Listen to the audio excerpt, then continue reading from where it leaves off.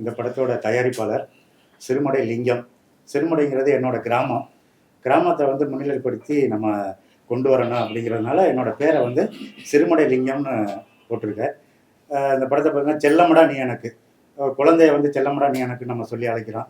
இல்லை ஒரு லவரை கூட நம்ம காதலியை செல்லமடா நீ எனக்குன்னு சொல்கிறோம். அதனால் செல்லமடா நீ எனக்குன்னா அம்மாவுக்கும் பையனுக்கும் நடக்கக்கூடிய ஒரு பாச போராட்டத்தை நம்ம வந்து கதைக்கருவாக வச்சு படம் பண்ணியிருக்கோம். இதில் 7 பாட்டு இருக்குது. 7 பாட்டும் பார்த்தீங்கன்னா ஒவ்வொரு வெரைட்டியாக இருக்கும், ஒவ்வொரு பாடலும் ஒவ்வொரு தன்மையாக இருக்கும். இதில் முக்கியமாக பார்த்தீங்கன்னா அமுதவாணன் பண்ணியிருக்காரு, விஜய் டிவி அமுதவாணன் பண்ணியிருக்காருல, ரிஷா பண்ணியிருக்காங்க. அந்த லாலா கடை சாந்தி சாங் ஆடுவாங்கல்ல, அந்த அம்மாவும் அமுதவாணனும் பேர். முக்கியமாக பார்த்தீங்கன்னா ஹீரோ வந்து வசி, நம்ம தான் அந்த பேரை வந்து அவர் வசின்னு பண்ணியிருக்கான். அவர் இதுக்கு முன்னாடி ஒரு படம் தவம்னு ஒரு படம் பண்ணியிருக்காரு, சீமானோட பண்ணியிருக்காரு, அது நல்லா போயிருக்கு. இந்த படத்தில் முக்கியமாக விஜயோட மாமா கேமராமேன் செல்வா. விஜய்க்கு பார்த்தீங்கன்னா ஒரு 15 படம் பண்ணியிருக்காரு, தளபதிக்கு வந்து 15 படம் பண்ணால் கேமராமேன். அடுத்து பார்த்தீங்கன்னா மியூசிக் டைரக்டர் தாஜ்னூர். தாஜ்னூர்னா யார்கிட்ட இருந்தார், இசைப்புயல் ரகுமான்கிட்ட இருந்தவர், அவருடைய அசிஸ்டண்டாக இருந்தார். டைரக்டர் பார்த்தீங்கன்னா நம்ம இயக்குனர் வந்து நண்பர், என்னுடைய ஊருக்காரரு தேவகோட்டை ஆனந்த் சிவம். இல்லை மதுரா வேல்பாரி வந்து அனைத்து பாடல்களையும் எழுதியிருக்காரு. எல்லாம் பார்த்தீங்கன்னா மீடியாவிலும் சரி அனைத்து நண்பர்களும் சேர்ந்து இந்த படத்தை வந்து மிகப்பெரிய வெற்றி படமாக்க வேண்டியது உங்களுடைய கடமை. குடும்பத்தோட பார்க்க வேண்டிய ஒரு முக்கியமான ஒரு தாய் பையனுக்கும் நடக்கக்கூடிய ஒரு பாச போராட்டத்துக்கூடிய ஒரு படம். இன்னெல்லாம் நான் பேசணும்னு நினைச்சேன்னா இவங்க எல்லாமே அதை பேசிட்டாங்க. உங்களுக்கு மெயினா நான் சொல்ல போனா இப்போ புது கம்பெனியில நான் என்டர் ஆகிறேன். அதை கதையை கேட்கும்போது ஆனந்த் சார் வந்து ஜஸ்ட் அப்போ வந்து இவர் தான் டைரக்டர்ன்றது எனக்கு தெரியாது. அவர் ஏதோ கதை ஆசிரியர் மாதிரி அவர் வந்து கதை சொல்லிட்டு இருந்தாரு. பட் எடுக்கும்போது பார்க்கும்போது அவர் வேற ஒரு கோணத்துல இருந்தார். எனக்கு வந்து இந்த மாதிரி சென்டிமெண்ட்லாம் பண்ணணும்னு ரொம்ப நாள் ஆசை. ஏன்னா துல்லாத மனம்க்கு அப்புறம் எனக்கு வந்து ஒரு பெரிய கிரிப் எனக்கு பெருசா மாட்டல. படங்க நிறைய ரயில்லாம் பண்ணிக்கிட்டே இருந்தாலும் ஒரு சென்டிமெண்ட் அழ வைக்கிற மாதிரி எல்லாம் சப்ஜெக்ட் இல்லை. ஏன்னா மக்களை வந்து சிரிக்க வச்சு நம்ம பார்த்துருக்கோம். பட் அது ஃபீலிங்ன்ற விஷயத்த அவர் ரொம்ப அழகா கன்வே பண்ணாரு. அதுக்கப்புறம் அவர் ஸ்பாட்ல தான் வந்து டைரக்டர்னே எனக்கு அறிமுகப்படுத்தினாங்க. ஏன்னா கூட இருந்த நண்பர் தான் அவரை எனக்கு அறிமுகப்படுத்தினார். அதனால நான் நினைச்சேன் அவர் தான் டைரக்டர் அப்படின்ற முறையில் நான் இருந்தேன். அதுக்கப்புறம் பார்த்தா இவர் சார் அது அருமையா பண்ணியிருக்காங்க. தாஜ்னூர் சாரை சொல்ல வேண்டாம். அவர் பண்ண பாடல்கள் எல்லாமே வந்து இன்னைக்கு கேட்டுக்கிட்டே இருக்கலாம், பார்த்துக்கிட்டே இருக்கலாம். அந்த மாதிரி எல்லாத்துலேயும் பப்ளிஷ் பண்ணியிருக்கிறாங்க. சாரும் லிங்கம் சாரும் வந்து சும்மா சொல்லக்கூடாது. அவ்வளோ கஷ்டத்துலையும் என்ன செய்ய முடியுமோ அதெல்லாம் செஞ்சார். நான் என்ன கேட்டனோ அதெல்லாம் கொடுத்தாருன்றது தான் மிகப்பெரிய விஷயம். ஏன்னா பிரச்சனையை வந்து எப்படின்னா மிஸ் அண்டர்ஸ்டாண்டிங் தான் மேக்சிமம் பிரச்சனையாக மாறும். அந்த மிஸ் அண்டர்ஸ்டாண்டிங் வந்து எனக்கோ அவருக்கோ இல்லை யாருக்கும் வராதபடிக்கு எல்லாரையும் அழகா கொண்டு போய் இந்த படத்தை முடிச்சு கொடுத்துருக்காங்க. கண்டிப்பா இதை பார்க்க வேண்டிய ஒரு படம் தான் சொல்றேன். பார்க்க வேண்டிய படம்ன்றதை விட ஒரு காவியம், ஒரு புக்கு மாதிரி படிக்கிற மாதிரி இதை பார்க்கணும். தியேட்டர்ல பார்க்கும்போது இதோடைய என்ஹான்சிங் நம்மளுக்கு தெரியும். ஏன்னா நான் பட்ட கஷ்டங்கள் கூட சும்மா மொபைல்ல பார்க்கறத விட தியேட்டர்ல பார்த்தீங்கன்னா அது எனக்கும் பெருமையா இருக்கும்னு நினைக்கிறேன். எல்லோருக்கும் வணக்கம். என் பேர் வசி. ஆக்சுவலி எல்லாரும் மாதிரியும் சினிமா நம்மளும் ஒரு நல்ல ஆர்டிஸ்டாக வந்து ட்ரை பண்ணிட்டு இருந்தேன். அந்த டைமில் ஃபர்ஸ்ட் எனக்கு ஹீரோ அப்படின்ற ஒரு அந்தஸ்தை கொடுத்த டைரக்டர் அந்த லிங்கம் சார், ப்ரொடியூசர், அவங்களுக்கு என்னோட முதல்ல நன்றியை தெரிவிச்சுக்கிறேன். அதுக்கப்புறம் வந்து நான் தவம்னு சொல்லி ஒரு படம், நாம் தமிழர் கட்சி ஒருங்கிணைப்பாளர் சீமானை வச்சு ஒரு படம் நான் ப்ரொடியூஸ் பண்ணேன். அந்த படத்தில் நானும் ஹீரோவும் நடிச்சிருந்தேன்.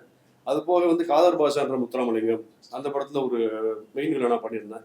அதெல்லாம் பார்த்தீங்கன்னா ஒரு பெரிய படம் பண்ணுற மாதிரி ஒரு சந்தோஷம் இருந்தது. But at the same time எப்படின்னா படம் முடிஞ்சதுக்கு அப்புறம் தான் பார்த்தா எல்லா சீன்ஸும் கட்டு, சீன்ஸ் எல்லாம் கட்டு, ரொம்ப வருத்தப்பட்டேன். அதுக்கப்புறம் இன்னொரு படம் பண்ணேன், இவர் விமல் கூட ஒரு படம் ஒன்று பண்ணேன், சார்னு ஒரு படம். அதுலேயே எப்படின்னா நான் தான் மெயின் லீடு கடைசியாக. அதுவும் தியேட்டரில் போயிட்டு பார்க்கும்பொழுது பார்த்தா எல்லாம் கடைசியாக ஏமாற்றம் மட்டும் தான் மிச்சம்ன்ற மாதிரி இருந்தது. இது சொல்லலாமா என்னன்னு தெரியல, இருந்தாலும் சொல்கிறேன். அதே சமயம் நான் ப்ரொடியூஸ் பண்ண படத்தில் என்ன எஸ்டாப்ளிஷ் பண்ணதை விட சீமான் சார் தான் அதிகம் எஸ்டாப்ளிஷ் பண்ணாங்க எல்லாருமே. ஏன்னா என்னை யாருமே பெருசாக ஃபோக்கஸ் பண்ணலை. இது எதுக்கு சொல்கிறேன் அப்படின்னா, காக்கைக்கும் தன் குஞ்சு பொன் குஞ்சுன்ற மாதிரி முதல்ல நம்ம யார் சான்ஸ் கொடுத்தாங்களோ அவங்க தான் நமக்கு லீடர், கிரேட் லீடர் அப்படின்னு நம்ம சொல்லலாம். ஸோ இந்த படத்தில் எனக்கு ஒரு சீன் கூட கட் பண்ணாமல் என்னை இன்னும் பூம் பண்ணி என்னை தூக்கணும்னு நினைக்கிற ப்ரொடியூசருக்கு முதல் நன்றியை தெரிவிச்சுக்கிறேன். அட் தி சேம் டைம் ஏன் நான் இதை சொல்கிறேன் அப்படின்னா, ஆக்சுவலி ஹீரோன்றதை விட நானும் 2 படம் ப்ரொடியூஸ் பண்ணியிருக்கேன். ஸோ ப்ரொடியூசரோட பெயின் என்னன்றது எனக்கு நல்லாவே தெரியும். ஸோ இந்த படத்தை வந்து அவர் இன்னைக்கு நேற்று நாளில் கிட்டத்தட்ட ஐ திங்க் ஒரு 10 வருஷமா எனக்கு பழக்கம் ஒரு ப்ரொடியூசர். ஸோ அவரோட வழி என்னன்னு எனக்கு நல்லாவே தெரியும். இந்த நிமிஷம் முதற்கொண்டு ஆர்டிஸ்ட் யாருமே வரலையேன்ற பெயின் கூட அவருக்கு இருக்கு. ஸோ அட்ஸ் மீடியா நீங்கள் சப்போர்ட் பண்ணுங்க. அவங்க என்ன ஒரு ஹீரோவாக நினைக்கிறாங்க, ப்ரொடியூசரை ஹீரோ ஆக்கிடுங்க. தேங்க்யூ. விஜய் சாரை ஃபர்ஸ்ட் அவர் கேமரால தான் நிறைய ஷூட் பண்ணிருக்காரு, நிறைய படம் பண்ணிருக்காரு. அவர் கையால நீங்க வந்து ஃபர்ஸ்ட் ஸ்கிரீன்ல கேமரா வச்சு பார்க்கும்போது எப்படி தோணுச்சு உங்களுக்கு? இல்லை அதான் நான் விஜயா மாறிட்டேன். இல்லை எனக்கு அப்படிதான் இருந்தது. அவர் ஃபர்ஸ்ட் என்ன சொன்னார் அப்படின்னா, ஒரு சாங் ஒன்று வரும்பா, இது ஒரு இவன் தாண்டா இளஞ்சிங்கம் இவன் தாண்டா சாங் ஒன்று இருக்கும். ஆக்சுவலி நான் கேட்டேன், இது சார் ஏதோ பெரிய ஹீரோக்குள்ள சாங் மாதிரி இருக்கே அப்படின்னு. ஆமா அது ஆக்சுவலி விஜய் கேட்டதுல சாங் இது அப்படின்னு. அது என்னன்னா அவர் ஆனந்த் பாடினார், வேட்டைக்காரன் படத்துல ஆனந்த் பாடியிருப்பாரு. அவர் பாடிட்டு என்ன, இது வந்து விஜய், ரஜினி, அஜித் அவங்களுக்கு உள்ள சாங் அப்படின்னு சொல்லி உங்களுக்கு வந்து அந்த அளவுக்கு எக்ஸ்ட்ரா பீஸ் பண்ணியிருக்காங்களே அப்படின்னு சொல்லி பாடினது அவர் தான் பாடினார். இவன் தாண்டா சாங் வந்து ஆனந்த் பாடினார். அப்படி ஒரு எண்ணமும் இருந்தது. நீங்க விஜய்க்கு கால் சீட்டு தளபதிக்கு வாங்கி தரோம் தான் நீங்க சொல்லியிருந்தீங்க. ஆனா விஜய் மாதிரியே ஒருத்தரை கொண்டு வந்து நிப்பாட்டிட்டாரு டைரக்டர். வேற என்ன, ஏன்னா விஜயோட மாமா 15 படங்களுக்கு கேமராமேன் அப்படின்னு சொல்லி உங்களை ரொம்ப பெருமையா சொல்லிதான் இந்த படத்துக்குள்ள வந்தோம். அவர் சார் வந்து இசைப்பியலோட அவரோட இருந்து ஒர்க் பண்ணவர் அப்படிங்கிறத ஒரு பெரிய ஒரு டீம் அப்படின்னு தான் நம்ம வந்து உள்ள வந்து பண்ணோம். என்ன ஆர்டிஸ்ட் யாருமே வரலைங்கிறது எனக்கு பெரிய வழியா இருக்கு. என்ன யாரும் எதை கேட்டாலும் எனக்கு பேமெண்ட் கொடுங்க, ப்ரெஸ் மீட்டுக்கு வர்றது கூட பேமெண்டா சார்? ஒரு ப்ரொடியூசர் வந்து என்ன கஷ்டப்பட்டு பொண்டாட்டியோட தாலியை தான் நான் வைக்கல, அந்த அளவுக்கு ஒரு மன வேதனையோட இருக்கேன். ஒரு என்ன டப்பிங் பேசினா பேமெண்ட் கொடுத்தா தான் வந்து பண்ணி கொடுப்பேன். ப்ரெஸ் மீட்டுக்கு வாங்கன்னா ஃப்ளைட் டிக்கெட்டை போடு, ஹீரோயின் கேட்டால் ஃப்ளைட் டிக்கெட் போடு. இப்படி பண்ணா எப்படி சார் ஒரு ப்ரொடியூசர் அடுத்த படம் எப்படி பண்ண முடியும்? இல்ல தாஜ்மூர் சார் சொன்னோன்னே எப்ப பண்றீங்க சார் அப்படின்னு சொல்லி அவருடைய முழு இன்வால்வோட வந்திருக்காரு. என்ன ஒரு அரை மணி நேரம் லேட் ஆயிடுச்சு, அவர் வந்து முடிச்சுட்டு வர்றதுக்காக லேட் ஆயிடுச்சு. மத்த எல்லாரும் ஹீரோவுக்கு எத்தனை தடவை, அவருக்கு எத்தனை டைம் போன் அடிக்கிறது, இருந்தாலும் அவருக்கு சொந்த வேலைகள் இருக்கு. இருந்தாலும் அவர் சொன்னோம் ஓகே சார் வர்றேன் அப்படின்னு வர்றாரு. போஸ் வெங்கட்டுக்கு அடிக்கிறான். நேத்து கூட அவர் என்ன இதுக்கு போயிட்டு மனதாக்கல் பண்ண போறாரு, சென்னையில தான் இருக்காரு. அவர் லீட் ரோல் பண்ணியிருக்காரு, அப்பா கேரக்டர் பண்ணியிருக்காரு. ஏன் வரல? சின்ன படம், ஏன்னா சின்ன தயாரிப்பாளர். அவர் என்ன சின்ன கீழே இருந்தானே மேல வந்தாரு. அம்மா கேரக்டருக்கு போன் அடிச்சா இல்ல அம்மா கேரக்டருக்கு சொந்த விஷயங்களுக்காக வரலைங்கிறாங்க. இப்ப பசங்க செந்தி பண்ணிருக்காங்க, வந்தா இப்ப 4 பேர் எப்படி சார் இருக்கா? அமுதவனன் அவர் சொந்த காரணம் இருக்காரு. இல்ல என்னோட தயாரிப்பாளரா என்னோட ஆதங்கத்தை நான் சொல்ல வேண்டியது இருக்கு. இனிமே தயாரிப்பாளரா யாரு வந்தாலும் முதல்ல நீங்க உள்ள வரும்போது எல்லாம் கரெக்டா இருக்கான்னு பார்த்துதான் வரணுங்கிறத என்னோட ஆதங்கம். இதை வச்சு என்ன சொல்றா, இயக்குனருக்கு ஒரு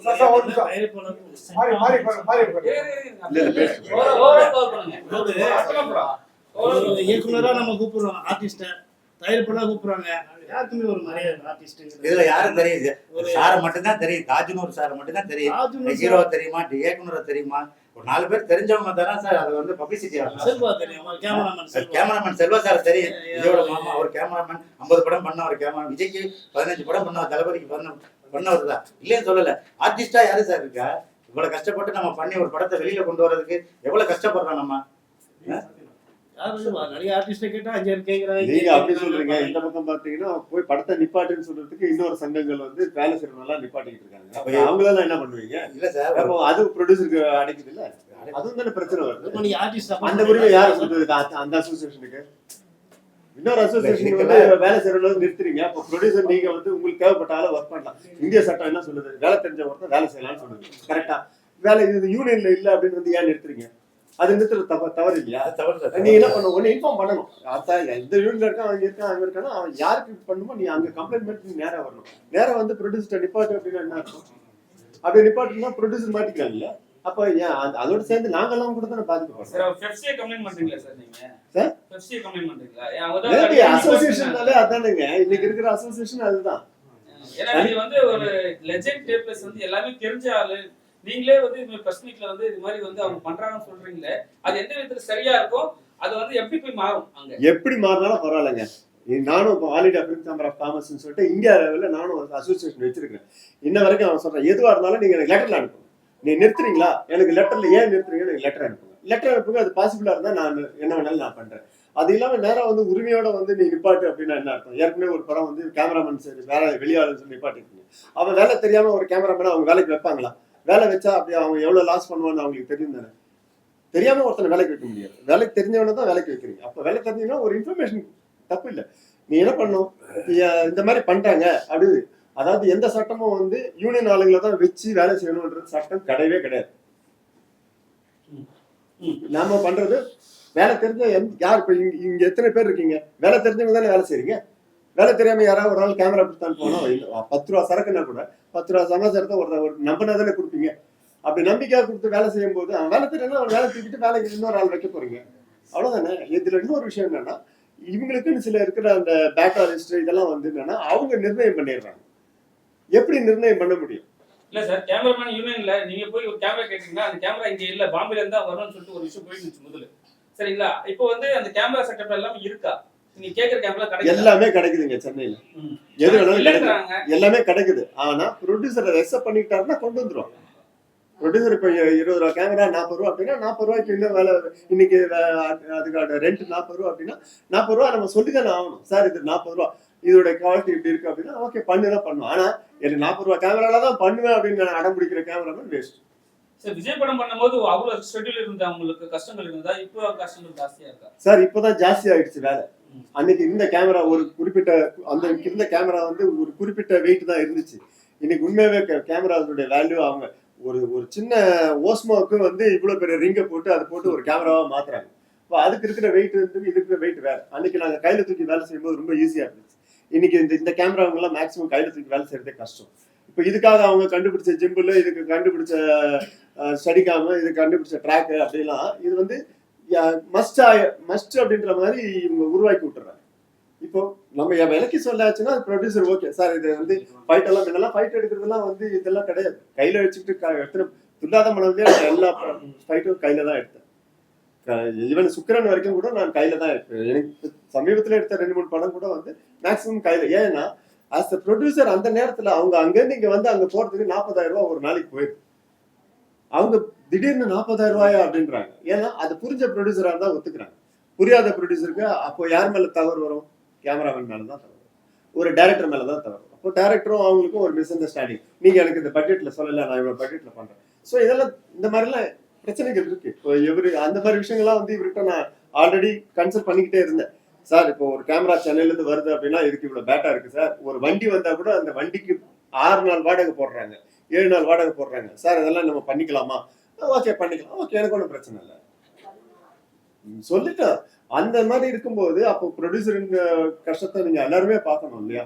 ஒரு ஒர்க்கரா கண்டிப்பா ப்ரொடியூசர் ஒரு வார்த்தை கொடுத்துருக்கீங்க, விஜய் நடிகை வைக்கிறேன்னு சொல்லி. இல்ல அதெல்லாம் நடக்குமா? இல்ல வந்து உங்க படத்துல திருப்பி அவர் என்ன பண்ணிருக்காருன்னா, இப்ப கேமராமேன் சார் என்ன பண்ணிருக்காருன்னா, விஜய் தளபதியை வந்து நடிக்க வைக்காட்டினாலும் அந்த சாங்ல இவன் தாண்டா சாங் அதை அனந்த் பாடி இருப்பாரு. ஆனா விஜய் வருவாரு அதுல. அதை நான் இப்ப வந்து உடைக்க விரும்பல, ஆனா வருவாரு. அது மாதிரி ஒரு சீன் நம்ம பண்ணி சார். ஏஐ பிரச்சனை நிறைய இருக்கு சார். ஏஐக்குள்ள போகவே இல்லை, ஏஐக்குள்ள போகவே இல்லை, ஏஐக்கும் விஎஃப்எக்ஸ்க்குள்ள இந்த ப்ராஜெக்ட் போகவே இல்லை. ஏன்னா பல விஷயங்கள் வந்து நான் விஎஃப்எக்ஸ் இருக்கும்போதே வந்து நான் பாபு சார் கிட்ட, கேசன் சார் எல்லாம் ஒர்க் பண்ணதுனால அவங்க செஞ்ச நிறைய விஷயங்கள் வந்து என்னால செய்ய முடியும். இன்னைக்கு கூட இப்ப நின்ன இடத்துல இந்த இடத்த நம்ம டெமாலிஷ் பண்ணோம் அப்படின்னா ஏஐ இல்லாம என்னால உடைக்க முடியும். என்னால கேமரால இந்த ஏரியாவை அப்படியே பீஸ் பீஸா உடச்சு என்னால காட்ட முடியும். ஒரு ஆளை நீங்க நிக்கிற ஆளை அப்படியே நீங்க எலும்பு கூட மாத்த சொன்னா என்னால விஎஃப்எக்ஸ் இல்லாமே மாத்த முடியும். இதை என்னால பண்ண முடியும். நான் பண்ணியே இருக்கேன். மாங்கான் ஒரு படத்துல இதற்காக பண்ண, பிரேம்ஜிக்காக பண்ணி கொடுத்தேன். அதே மாதிரி உயிரிலே கலந்ததுல வந்து சூர்யா கீழே விழுவாரு. கீழே விழுற ஷாட் வந்து அந்த டைம்ல சிஜிக்கு ஒரு 2.5 லட்சம் 3 லட்சம் கேட்டாங்க. அப்போ அவர் சொன்னாரு, நான் 2.5 லட்சம்லாம் விட்டு நான் அதை எடுக்க முடியாதுன்னு, விஎஃப்எக்ஸ் பண்ண முடியாது, விஎஃப்எக்ஸ் பண்ணலாம். நான் சொன்னேன் எனக்கு 5க்கு 4 ஒரு கண்ணாடி மட்டும் கொடுங்க. அப்ப அதிகபட்சமா எனக்கு தெரிஞ்சது 3000-3500 ரூபாய். அந்த கிளாஸை மட்டும் கொடுங்கன்னு சொல்லிட்டு ஊட்டி எஃபெக்டை கொண்டு வந்து பல்லாவரம் மலையில வச்சு நான் எடுத்து கொடுத்தேன். அதை எடுத்ததுக்கு அப்புறம் என்ன பண்ணாரு, அவரும் என்ன பண்ணாரு, சிஜி தான் சொல்லிட்டு லெனின் சாரும் சிஜின்னு சொல்லிட்டு தனியா ஷாட் போட்டார். அப்புறம் கேட்டேன், சார் நான் சொன்னேன், சார் அது சிஜி ஷாட் இல்லை சார், லைவ்ல எடுத்த ஷாட். எப்படி அவன் இவ்வளவு ஆழத்துல எப்படி அவனை விழ வச்சிங்க? கயருக்கு தெரியல, ஒண்ணும் தெரியல, ரோப் கூட தெரியல, அப்ப எரசிங் கூட கிடையாது, ரோப்பே தெரியாம எப்படி எடுத்தீங்க அப்படின்னாரு. அப்போ நான் அதை சொல்லி காட்டி அவருக்கு நான் எக்ஸ்பிளைன் பண்ண பிறகு எத்தனை ஷாட் எடுத்தீங்கன்னு கேட்டேன். இல்ல சார் ட்ரையல் ஒன்று பார்த்தேன், அதுக்கப்புறம் ஒரு ஷாட் எடுத்தேன். அந்த ஷாட் படத்துல 2-3 இடத்துல ரிப்பீட் பண்ணி போட்டேன். முன்னெல்லாம் எப்படின்னா ரிப்பீட் பண்ணி போடணும்னா அந்த ஷாட்டை நம்ம எடுக்கணும். இப்ப மாதிரி பேஸ்டிங் கிடையாது, எடுத்து காட்டி அதை ஆப்டிகல் பண்ணுவோம். அது மாதிரிலாம் பண்ணியிருக்கோம். ஸோ என்னன்னா அந்த டைம்ல நம்ம ஒரு ப்ரொடியூசரை காப்பாற்ற முடியாதா, ஒரு ப்ரொடியூசருக்கு ஒரு மிச்சம் பண்ண முடியாதா, அந்த நேரத்துல நம்ம சினிமாவுக்கு என்ன பண்ண போறோம் அப்படின்றது தான். நிறைய விஷயங்கள் நம்மளால சொல்லிட்டு போயிட்டே இருக்க முடியாது சார். ஆனா பிரச்சனைகள் உருவாக்க வந்துச்சுன்னா நமக்கு அது சொல்யூஷன் கண்டிப்பா பண்ணிதான் ஆகணும். இப்போ சொல்றேன், மற்ற அசோசியேஷன் யாராவது ஏதாவது பிரச்சனை பண்றீங்க அப்படின்னா தயவு செய்து யார் எங்க இருந்து வராங்க அப்படின்றதுக்கு அவங்களுக்கு ஒரு லெட்டர் கொடுங்க. நீங்க லெட்டர் கொடுத்துட்டு பண்ணுங்க. நீங்க வாய் வழியா வந்து நிறுத்துறதோ இல்ல வாய் வழியா செய்யாதுன்னு சொல்றதோ தவறு. ராஜ்மு சார், இப்ப வர காலத்துல 7 பாட்டுகள் ஒரு படத்துக்கு ஓகேவா? ஏன்னா இப்ப வந்து பாட்டு போனாவே நம்ம வந்து பசங்க எல்லாம் வந்து ரெஸ்ட் ரூம் போயிடுறாங்க. சரி, இப்ப அந்த 7 பாட்டுகள் எப்படி இருக்கும், எப்படி எடுத்துப்பாங்க? ஓகே, இந்த 7 பாட்டுன்றது அதுல 3 சாங்ஸ் வந்து பிக் சாங்ஸ் மாதிரி அந்த சூழலுக்கு தகுந்த மாதிரி தான் இருக்கு. மற்ற 4 சாங் வந்து ஒரு ஃபுல் சாங்ஸ் அப்படின்னு சொல்லலாம். நீங்க சொல்றது கரெக்டா, அவ்வளோ சாங் ஒரு படம் தாங்குமான்றது இன்றைய இதுக்கு இருக்கு. பட் அந்த படமே அந்த சிச்சுவேஷன் பேஸ்டா இருக்கிறதுனால அந்த படத்தை கடத்துறது மிக முக்கியமா இருக்கு. அந்த இடத்துல எந்திரிச்சு போறதுக்கு வாய்ப்புகள் குறைவுன்னு தான் நினைக்கிறேன். இன்னொன்னு சார், இப்போ நீங்க சொல்ற மாதிரி அதுல வந்து ஹீரோக்கே 4 சாங் கொடுத்தா எல்லாரும் எந்திரிச்சு போயிடுவாங்க. ஆமா ஆமா. அது வந்து அம்மாவுக்கு ஒரு சாங். ஆமா ஆமா. அந்த அம்மா இதுல குறிப்பா ஒரு அம்மா தாலாட்டு பாடல் இருக்கு. கண்டிப்பா அது ஒரு எல்லாருக்கும் டெஃபினட்டா பிடிக்கும் அப்படின்ட்டு நினைக்கிறேன். அமுதவாணனுக்கு வேல்முருகன் சார் பாடியிருப்பாங்க. வேல்முருகன் தாரதப்பட்ட கவிதா பாடியிருப்பாங்க. ஆமா, அவங்க பாடியிருக்காங்க. இந்த சிங்கர்ஸுமே எல்லாருமே வந்து இதுல ரொம்ப நல்ல பெரிய டாப் சிங்கர்ஸ் தான் பாட வச்சிருக்கோம். இந்த இதுல ஒரு ஒரு ஒரு நார்மல் படம்ன்ற மாதிரி இல்லாம சிங்கர்ஸ் எல்லாருமே பெரிய பெரிய சிங்கர்ஸா பயன்படுத்தியிருக்கோம். மியூசிக்காக நல்ல ஒரு பெரிய அளவுல கிராண்டா பண்ணிருக்கோம் அப்படின்னு சொல்லலாம். சார், இப்போ மியூசிக்லாம் பண்றோம், நீங்க பண்றீங்க, நீங்க எல்லாருமே வந்து ஷேர் பண்றாங்க, ஓகே. ஆனா வந்து ஒரு மியூசிக் கம்பெனி வாங்கிட்டு அந்த மியூசிக் வந்து எங்களோடதுன்னு சொல்லிட்டு இப்போ ஒரு மியூசிக் கம்பெனி வந்து இளையராஜா சார் மேல வந்து கேஸ் போட்டிருக்காங்க. இளையராஜா பண்றது சரியா தவிர செகண்டரி. ஆனா வந்து அவர் தான் ஓனா பண்ணியிருக்காரு, அவங்க மியூசிக் கம்பெனி வந்து கேஸ் போட்டிருக்காங்க. அது நீங்க எப்படி பாக்குறீங்க? அந்த ரூல்ஸ் இருக்கு, என்னென்னன்றது மிக முக்கியமா ரூல்ஸ் இருக்கு. அந்த இப்போதான் அந்த ரூல்ஸ் வந்து நம்மளுக்கு ரொம்ப ஸ்ட்ரிக்டா பார்க்க வருது எல்லாமே. அந்த டைம்ல இப்ப நானுமே பிகினிங்ல பண்ணும்போது எந்த சைனும் பண்ணல, எதுவுமே பண்ணல. இப்போ ஒரு படம் ஆரம்பிக்கிறோம்னாக்கா அதுல என்னென்ன ரைட்ஸ் இருக்கு என்னன்றத ஃபுல் டீட்டெயிலா எழுதி வாங்கிட்டு தான் நம்ம பண்ற மாதிரி இருக்கு. அந்த டைம்ல இல்ல, இளையராஜா சார் பண்ணும்போதெல்லாம் அந்த அவ்வளோ பெரிய ஸ்ட்ரிக்டா இல்லாதனால அது எந்த பக்கம்ன்றது ஒரு ஜட்ஜ்மெண்ட் வந்து இப்படி அப்படி இருக்கிறதுனாலதான் இவரும் உரிமையை கேட்கிறாரு, அவங்களும் அந்த உரிமையை கேட்கறாங்க. அவங்க வந்து இப்ப இருக்கிற ரூல்ஸ் வச்சு அவங்க கேட்கறாங்க. பட் நான் பண்ணலேன்றது இவரு கேட்கிறாரு. எனக்கு இன்னொரு டவுட் என்னன்னா, ஆஸ் த ப்ரொடியூசர் வந்து அவர்கிட்ட காசை கொடுத்து எல்லாத்தையும் வாங்கிடுறாரு. அப்புறம் அந்த ரைட்ஸ் எப்படி சார் இவங்க? இது நிறைய பேருக்கான கேள்வி இது. பட் ஒருத்தர் ப்ரொடியூசர் வந்து ஒரு பாட்டை வாங்கிட்டாரு அப்படின்றது அப்பார்ட் ஃப்ரம் தட் இது வந்து கிரியேட்டிவிட்டி. அதாவது ஒருத்தருடைய தனிப்பட்ட கிரியேட்டிவிட்டி சொல்றோம். அந்த கிரியேட்டிவிட்டி வந்து அந்த யாரு அதை தயாரித்தார்களோ இல்ல யார் உருவாக்கினார்களோ, இத 2 பேர் கிரியேட்டர்னு சொல்றாங்க மியூசிக்ல.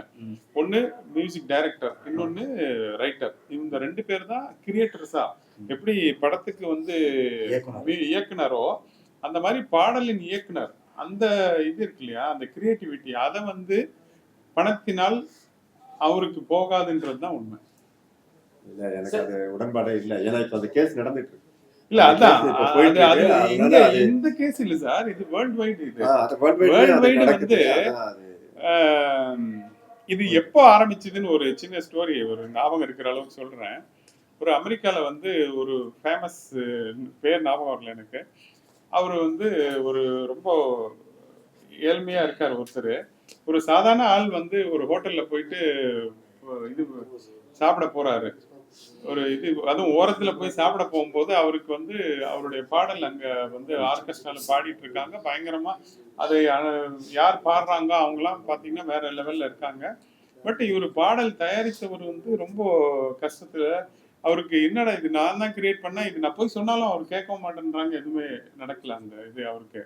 அதுக்கப்புறம் தான் என்ன பண்றாரு, இதற்காக ஃபர்ஸ்ட் டைம் அப்பதான் அந்த காப்பி ரைட் என்னோட தான் அப்படின்னு சொல்லிட்டு அவர் கேஸ் போட்டு அதை வின் பண்றாங்க. இது நடந்து பல வருடங்கள். அன்னையிலிருந்து இந்த காப்பி ரைட்ன்றது யாரு அதோட கம்போசர் அது யார் லிரிக் ரைட்டர், இந்த ரெண்டு பேஸ் வச்சு அவங்களோட ரைட்ஸ் போகும். இது மாதிரி பாதிப்புகள் ரஹ்மான் வந்திருக்கு, அவங்க பாட்டு என் பாட்டு ப்ரொடியூசர் வந்து கம்ப்ளைண்ட் பண்ணிருக்கு, உங்களுக்கு ஏதாவது வந்திருக்கா சார்? எனக்கு வரல. ரஹ்மானுக்கு ஏன் இது மாதிரி பேசப்படலை அப்படின்னாக்கா, அவரு பிகினிங்லேருந்தே ரொம்ப கிளாரிட்டியா இருந்துட்டாரு. ஸோ பிகினிங்கே வந்து இந்த பாடலின் உரிமை யாருக்கு சாரும் அப்படின்றத ஃபர்ஸ்ட் இந்த அக்ரிமெண்ட்லேயே பண்றதுனால அவங்களால வேற எதுவுமே கேட்க முடியறது இல்லை. ஸோ அதுல கிளாரிட்டியா இருக்கிறதுனால அந்த இதுக்கு போகலன்னு நினைக்கிறேன். சார் 6ஆம் தேதி நிறைய படங்கள் வருது, உங்களுக்கு எவ்வளவு தேட்டர் கிடைச்சி இருக்கு? ஏன்னா இப்ப இருக்கிற ஸ்ட்ரகிள்ல வந்து நீங்க டேட்டு போட்டுடுறீங்க, படம் வரணும்னு தள்ளி போடுறீங்க, என்ன ப்ளஸ் பண்றீங்க, அடுத்த வாரம் அந்த படம் வருது, இந்த வாரம் இந்த படம் வருதுன்ட்டு இவ்வளவு ஸ்ட்ரகிள்ல எப்படி பண்ண போறீங்க? எத்தனை படங்கள் வந்தாலும் கண்டிப்பா நம்ம 50 தேட்டருக்கு குறையாம போடுறதுக்குரிய வாய்ப்பு இருக்கு. அத்தனை படங்களுக்கு கூட கண்டிப்பா ஜெயிக்குங்கிற நம்பிக்கை. இந்த மாதிரி ஒரு அம்மா சென்டிமெண்ட் கதைகள் வந்து இப்போ வர்றதே கிடையாது. நான் பார்த்த பிறகு பார்த்தீங்கன்னா பிச்சைக்காரன் படத்துல எனக்கு நல்லா பிடித்த படம்னா அது விஜய் ஆண்டனி படம், பிச்சைக்காரன் படம். அந்த பாட்டை அம்மா சாங்கை ஃபீட் பண்ற அளவுக்கு இந்த படத்துல ராஜ்னூர் சாருடைய ஆர்ஆர் இருக்குங்கிற கண்டிப்பா நம்பிக்கை இருக்கு எனக்கு. அந்த அம்மா சாங் கண்டிப்பா ஹிட் அடிக்குங்கிற ஒரு எனக்கு உறுதியோட நம்ம அந்த படத்தை வந்து எத்தனை படம் வந்தாலும் 10 படம் வந்தாலும் நம்ம படம் ஜெயிக்குங்கிற நம்பிக்கையில தான் 6ஆம் தேதி ரிலீஸ் பண்றோம்.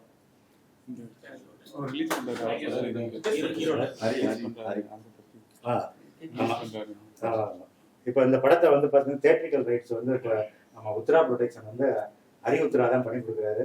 நம்ம ரொம்ப இது பண்ணால் நம்ம சப்போர்ட் வந்து அவர் வந்து நமக்கு நல்ல சப்போர்ட்டோட பண்ணி, ஆமாம், ஹரி உத்ரா வந்து நமக்கு உத்ரா ப்ரொடக்ஷனில் தேட்ரிக்கல் வந்து பண்ணி கொடுக்குறாங்க. அவர் நம்ம இன்னொரு தேட்டர் கேட்டால் முடிந்த அளவு எத்தனை தேட்டர் கிடைக்கிறோ நமக்கு வந்து புஷ் பண்ணி கொடுக்குறேன்னு இருக்காரு. அதனால் எல்லாரும் சப்போர்ட் பண்ணி, மீடியா எல்லாம் சப்போர்ட் பண்ணுங்க. தயாரிப்பாளராக நான் என்ன சொல்றேன்னா, உள்ள வரப்போ தயாரிப்பாளராக யார் வந்தாலும் சரி உள்ள சினிமாவை பற்றி நல்லா தெரிஞ்சுக்கிட்டு வாங்க அப்படிங்கிறதா என்னுடைய இது. ஏன்னா நான் படம் எடுக்க வரும்போது பார்த்தீங்கன்னா கேமராமேன் சார் வந்து செல்வா சார் படம் பிடிச்சிட்டா ஹீரோ வந்து 1 கோடி ரூபா கொடுத்து வாங்கிடுவாரு, இல்லை வெங்கட் சார் பிஆர் வந்து வாங்கிடுவாரு அப்படிங்கிற எண்ணத்துல தான் நான் படம் எடுக்கவே வந்தேன். ஆனா படத்துக்கு உள்ள வந்த பிறகுதான் தெரியுது இதுக்கு எல்லாரும் ஆமா எல்லாரும் காசு வாங்குறாங்க. ஒண்ணு எதை எடுத்தாலும் ஒரு கீழே இருந்து மேல வரைக்கும் நம்ம எல்லாமே செலவு பண்ண அதுக்கு தெரிஞ்சுதான் வர.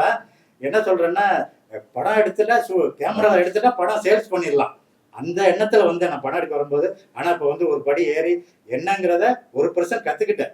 அடுத்த ப்ராஜெக்ட் போகும்போது என்ன பண்ணலாங்கிற ஒரு ஐடியா எனக்கு இருக்கு.